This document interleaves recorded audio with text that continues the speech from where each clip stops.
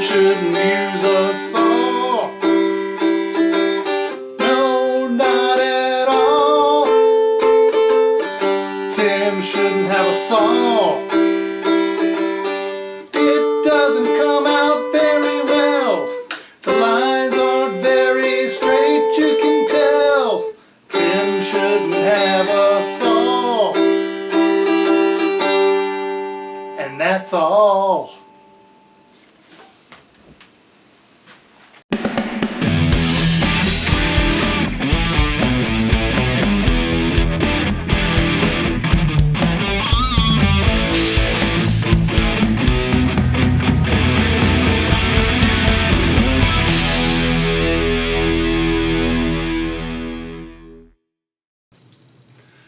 Hi everybody, my name is Tim. Thank you so much for clicking on the video today. What am I doing today? I am building a cigar box guitar.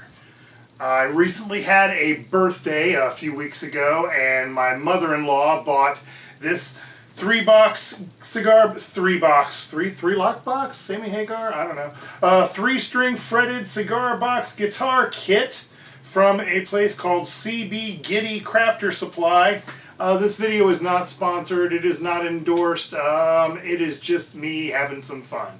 So, let's get into it. Alright, so, regular viewers of my channel will know that sometimes when I do an install type of video and we go through putting something on our guitar, it doesn't always go according to plan. But I have taken steps to ensure that that hopefully does not happen today. What are the steps I've taken? Well, step 1 has been to actually read the manual before I begin and see what all I'm going to need tool-wise. Step 2 is, there is no step 2, I just read the manual and I'm hoping that's going to be enough. Alright, so what all do we have here? We have got the kit that I received had this lovely little bag of bits and bobbles, a 3-string set, and the guitar box, the cigar box that we will make our guitar out of. It is a nice little wooden box. So, and then it came with a neck that has already been pre-fretted and drilled for the tuning pegs and for the string holders and all of that fun stuff.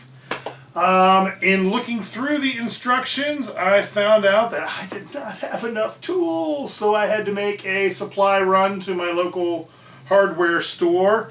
What all did I get? Hi everyone, Editing Tim breaking in here. You see that little camera that I'm picking up right now? Yeah, so while I was shooting the video, that thing acted like it was recording everything that I was trying to show you. All the nice close-up shots and details of the instructions and some good shots of all the cuts and connections and things I had to make. Yeah, when I went to import all the files, they were gone. So that's awesome. So yeah, you're going to see me holding that thing for the rest of the video and things are going to look a little dumber than usual, but we'll get through it. Okay, back to the video.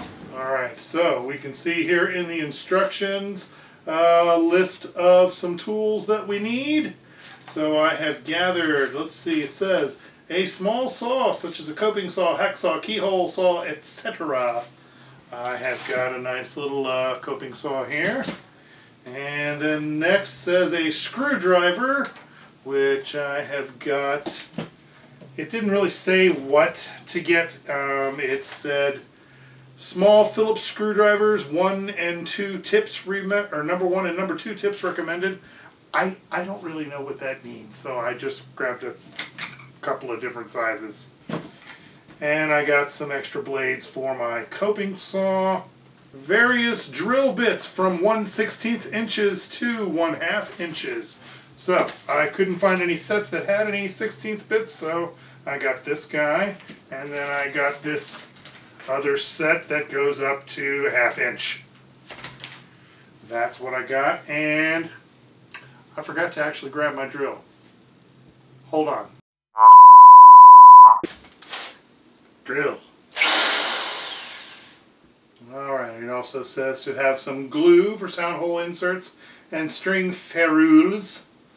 Ferrules? I don't know how you pronounce that. But I got glue. And it says to have a wood file. Now on the wood file I kind of went a little bit haywire because I bought a wood file and it doesn't have any kind of handle. So I bought a handle, but then I wasn't sure what size wood file I was going to need. So I got a couple of other sizes. And then I saw this little kit for a bunch of different sizes. So I just grabbed everything. And it says that painter's tape is optional. If I need some, I'll go grab some. There's a bunch of tape around the house, I'm sure. Alright, so one of the things that they do mention in the instructions is that the style and shape of your cigar box may not match the one that's in the pictures for the instructions. So we're going to have to play around and see how close we can get to what the intended instruction is, even though we may not be following them step by step. And I'm not going to go through and read everything. I'm just going to kind of dive in and start doing it and show you the steps along the way. Alright, so first thing I'm going to do is I'm going to measure my box and find halfway. 3.5. I'm going to mark that here up by the top. Okay, and we're going to do that on both sides. Exactly 3.5 here. Alright, so now I know where the center of my box is. Let's see how wide this neck is. This neck is 1/16 shy of 1.5 inches. So, half of 1.5 would be 3/4, but I'm a 1/16 less than that, so I would want to go a 32nd below 3/4. I'm going to make a line just like that on either side of my middle line. 3/4 minus a 32nd. Alright, now I should have my width. This should be the width of this neck so that I can stick it through the body of the cigar box guitar. Now, let's see how far down we have to go. This is one of the things where I'm definitely deviating from what it says to do in the instructions, because the box in the instructions has a much thinner lid that does not have this lip around the inside. It's just a flat lid that sits down on top of the box. So I'm going to have to make some adjustments. And this box has this lip around the inside and this thin lip around the top. So we're going to have a lot of extra cutting and wonkiness to deal with. Although this lip around the inside should be exactly the same as this lip around the top. What is it, 3/8? 3/8, almost exactly, yeah. So, that should make measuring a little bit easier, because I can measure that instead of trying to do two things at once. Okay, so how do I need to do this? First, I need to find out how thick this neck is. 10, 11, yeah, 11/16. I need to make my hole here 11/16, but I want to make sure that the very top edge of it is right up against the wood that is on this lid. So, we know this is 3/8. And that'll bring me down to the edge, outside edge of this wood. So 3/8, I'm going to need to go down another 3/8, 11/16. So that would be 6/16. I need to go down another 5/16 on here.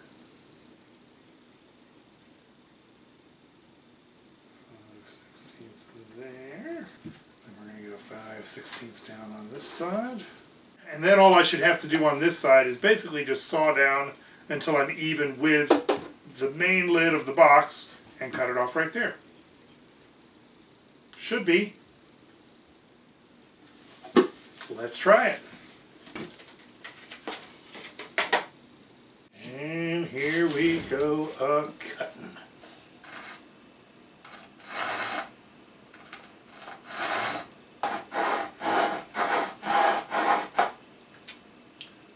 Close am I getting there? Yeah, pretty close. This is fairly soft wood, so I'm trying to go slow enough to not overdo my cuts.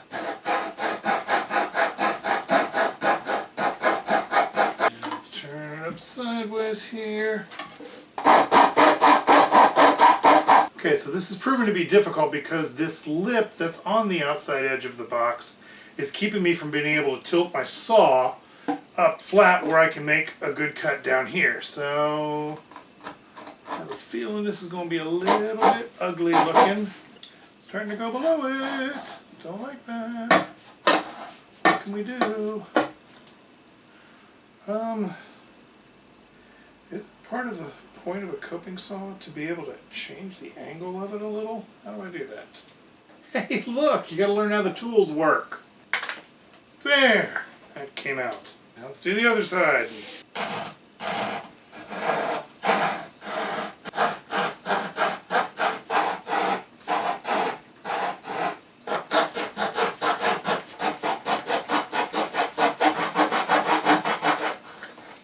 Whew! Okay, that is looking better so far. The question is, does the neck fit through there straight? I mean, all things considered, actually a fairly tight and flat fit. I really think that unevenness is mostly just going to be cosmetic, and I can fill that in with some wood putty or just some wood glue. Alright, let's get the lid of the box cut.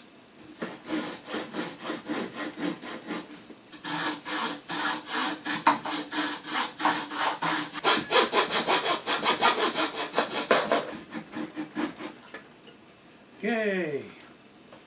There's that side.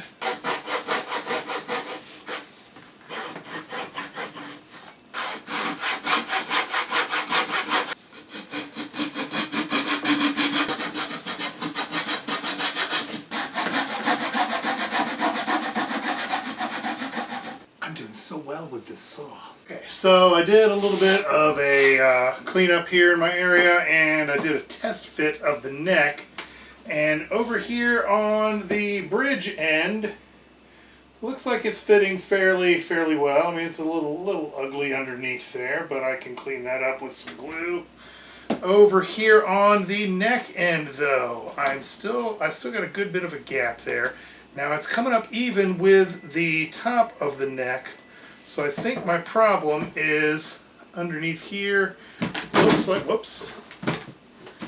It looks like I'm hitting the back of the neck here on this part.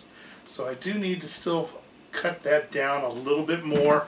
I think I'm going to try and do that with the saw rather than the file, because that would be an awful lot of filing, I think, from the amount of wood I still need to remove. So let's go ahead and do that.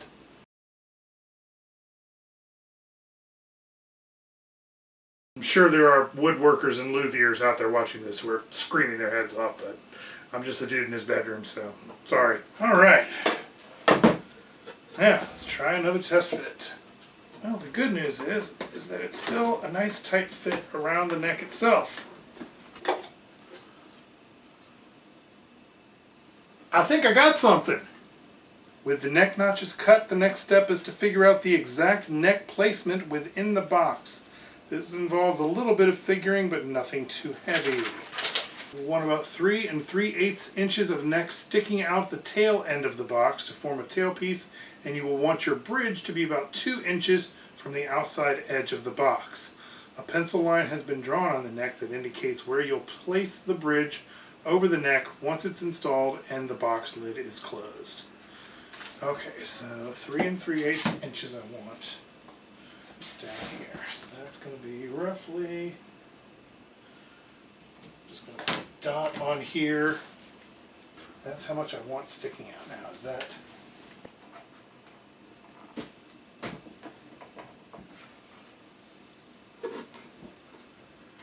Stick that there.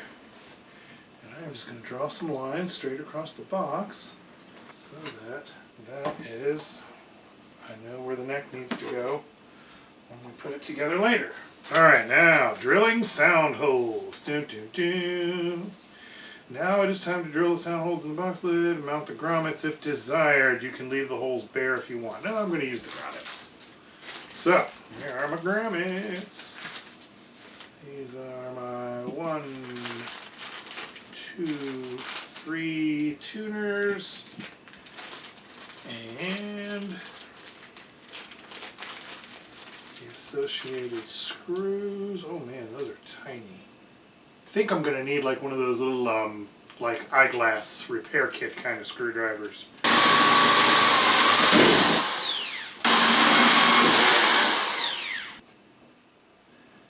3. Insert the tuners. Mark the mounting screw hole. Maybe they're not pre-drilled. Maybe they're just kind of marked. And this is also where I'm going to need my little tiny screwdrivers. So let me go dig those out. Alright, teeny tiny screwdrivers acquired. And my teeny tiny drill bit is fitted. So what I'm going to do is just try and by hand here line this up so it's nice and straight. And then I'm just going to put that right there, and I'm just going to barely start a hole.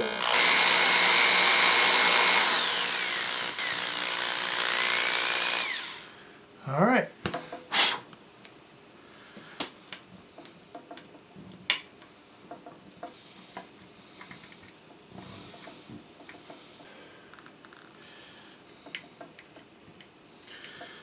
Alright, there we go. Tuning pegs installed. Alright, so the next step in the instructions is telling me to mount these corner pieces onto the corners of the body. But I don't think I'm going to do that because the way this body is shaped, these don't do anything other than just protect the corners. I may put them on for decorative purposes at some point later on, maybe even before the end of this video, but right now I'm just going to skip them because this box is not the same style of box that they've been using in the instructions. They're telling you that this will help keep your lid on more securely. These things aren't even as tall as the lid that I've got with this box, so they're useless for that. They would just be for decoration or for just protecting the very points of the corners of the box. And I'm not really worried about that right now.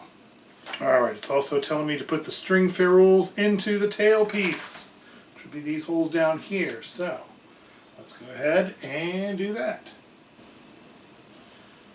Feel secure, but they go in fairly easily. Put them right in there.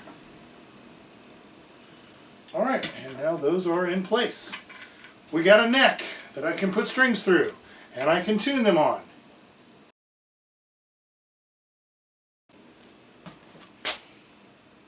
Is that still recording, or did that just start recording again? Alright, so camera problems are camera problems are camera problems. I'm going to try and pick up where that left off. I'm not exactly sure since I wasn't watching when it went down, but hot glued the corner pieces on just to put them on there for decorative purposes. Then I situated the neck where it needs to go. Actually, before that I marked my, my bridge piece so that that is ready to go. Now I went ahead and put a little bit of glue in these openings around where I cut into the body, just to kind of fill in that gap a little bit. And now I'm going to wait for it to dry a little while, and then we're going to string it up. We are almost done.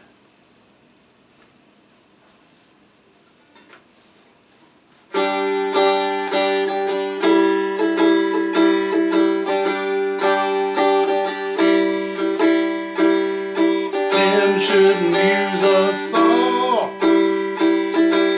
No, not at all. Tim shouldn't have a saw. It doesn't come